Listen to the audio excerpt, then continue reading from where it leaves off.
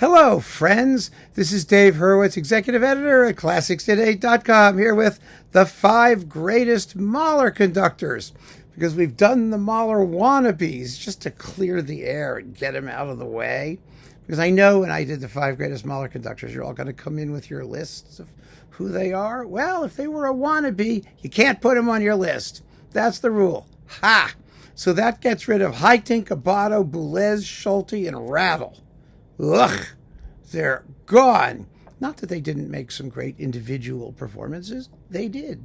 But we're talking about conductors who did all the symphonies, with or without the 10th, complete or incomplete, but all the symphonies, 1 through 9, to put it that way, with great consistency and flair. Not that everything was perfect all the way, but on the whole, at the highest level of accomplishment, idiomatic understanding, finesse, and all of those things that you want to have when you do great Mahler, and power and emotional amplitude, and yes, all of those good juicy things. So here are the 5 greatest Mahler conductors. And as with everything in this series, as we've been chugging along with it, I find that forcing ourselves to consider just 5 really does make some choices and allows some people to bubble to the top who make the grade perhaps on overall high level of achievement and consistency, but not so much for individual performances when ranked against every other individual performance, or singleton conductors of things like that. It's very interesting, a different angle, a different way of looking at the criteria for greatness. So number 1, Riccardo Chailly on Decca with the Concertgebouw. An amazingly consistent cycle. First of all, he's got the Concertgebouw, which is amazing. I mean, fabulous. And he's very, very well recorded. And there are just glorious performances of a lot of these symphonies. 1, 3, 4, 5, 6, 7, 9. He's a little soft-edged in 2 and 8. Not in a terrible way. It just sounds a little bit maybe fussy, but they're still very good performances. They really are very good performances. And he has the fabulous version of the Cook completion of number 10 with the Deutsche Symphony Orchestra Berlin. So, well, I mean, it's one hell of a Mahler cycle. Doesn't get a lot of mention. Doesn't get a lot of attention. I think Chailly generally comes across as kind of like a nice guy. He's not disturbed enough for people to really want to talk about him a lot, but he put together a pretty stupendous Mahler cycle.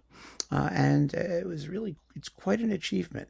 And there are wonderfully expressive moments. He doesn't ever diminish, Mahler's emotional range or amplitude. Just listen to his 9th. Wow, it's powerful. It has a very slow finale. He's not milk toasty, if you know what I mean. So Chailly is definitely on the list. This next one may surprise you. Eliahu Inbal on Denon. An incredibly consistent Mahler cycle, especially now that the second timpani part seems to have mysteriously reemerged in the finale of the first symphony. It used to not be there. I'm not quite sure what they did, but I'm glad they fixed it. Anyway, you've got an incredibly consistent Mahler cycle. I mean, they're all good performances, and Inbal really gets Mahler's idiom, and he conducts with tremendous contrapuntal clarity. There are moments in the string textures in the 9th Symphony that are just really revealing, and he gets all the crazy noises in the first movement of the 3rd Symphony, and the resurrection is really powerful, and the sonics are natural given the acoustic of the space they're in, which was what the Alter Oper, I think, in Frankfurt.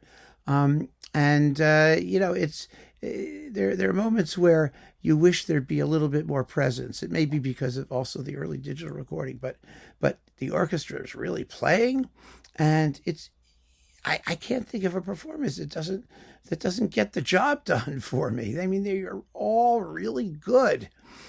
So and you get Das Lied von der Erde, and you get the complete 10th. So there's a lot there. that's worth thinking about.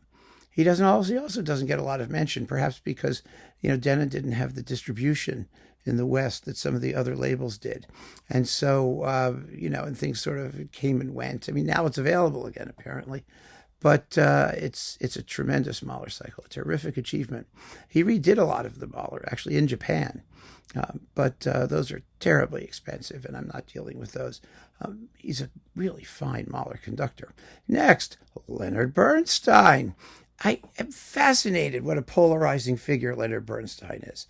I mean, you could like him, you could not like him, but the irony of Leonard Bernstein is that all the things that people accuse him of, sort of being emotionally excessive and wanton and hyperactive and all that stuff, dozens of other Mahler conductors since then have been 10 times worse, and it never gets mentioned. Sinopoli, for example, in his recording of the Sixth, what a hothouse flower of a decadent slop that performance is. I mean, it's embarrassing, but no, people aren't saying, oh, gee, it's just overheated. And it's ridiculous. People are so hypocritical about these things. The fact is that nobody was conducted Mahler with greater attention to the detail in the score, both the meticulousness of the indications and also the spirit of the music, what's clearly intended by the indications and superscriptions and remarks with which Mahler scores are replete. Nobody did it better than Leonard Bernstein. Now, that doesn't mean every performance was fabulous. They weren't. You have to get a great Bernstein Mahler cycle, you have to combine his DG and Columbia versions and take the best of each, especially because the DG stuff was live. And he also had some bizarre ideas the second time round. So his DG first with the Concertgebouw is wonderful. It's much better than his New York. The New York second is amazing on DG. The Sony third symphony is absolutely amazing. It's like the reference recording for that. His Sony fourth with Rary Grist in the finale is stunning. In DG, he used the boy soprano, and it got with the Concertgebouw, it got strange, so you can forget about that one. But his remake of the fifth with the Vienna Phil was fabulous. His sixth with New York and Vienna are both fabulous. His seventh with New York, he did the seventh twice with New York, and the first one is marginally preferable to the second one, but they're both terrific. His London Symphony Orchestra eighth on Sony is better than the Deutsche Grammophon remake, which actually he died before he could remake the eighth. It's a pity, because I'm sure it would have been unbelievable. But we have a really good one on Sony, and the ninth is either with the Concertgebouw or New York Phil, and they're both really good and really different. Which is interesting, because the Concertgebouw one is much slower in the finale than the New York one, but they're really passionate, exciting performances. Das Lied von der Erde, well, he has one on Decca with two guys as a solo, and one on Sony with the New York Phil, with the Israel Phil, with really wonderful singers.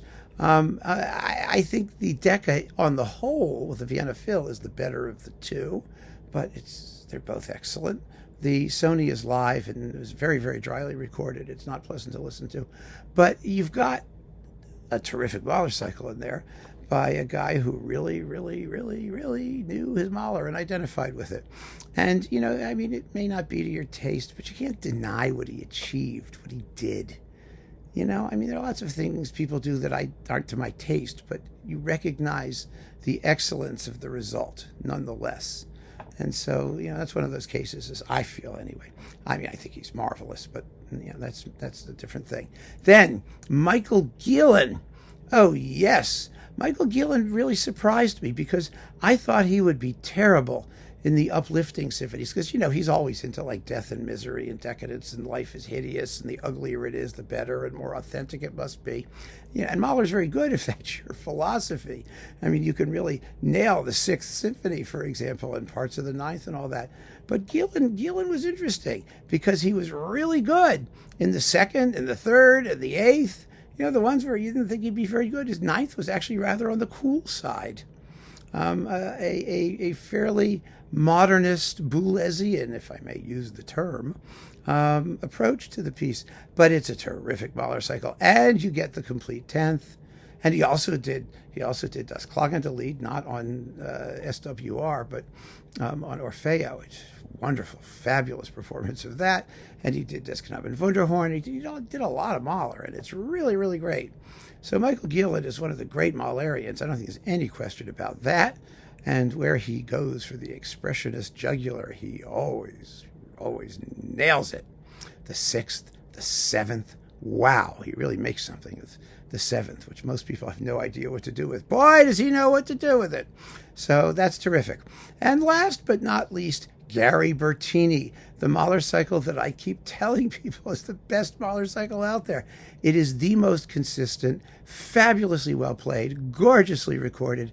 And Bertini is a Mahlerian. Again, you wouldn't point to one single performance and say, oh, well, this is the best. You don't.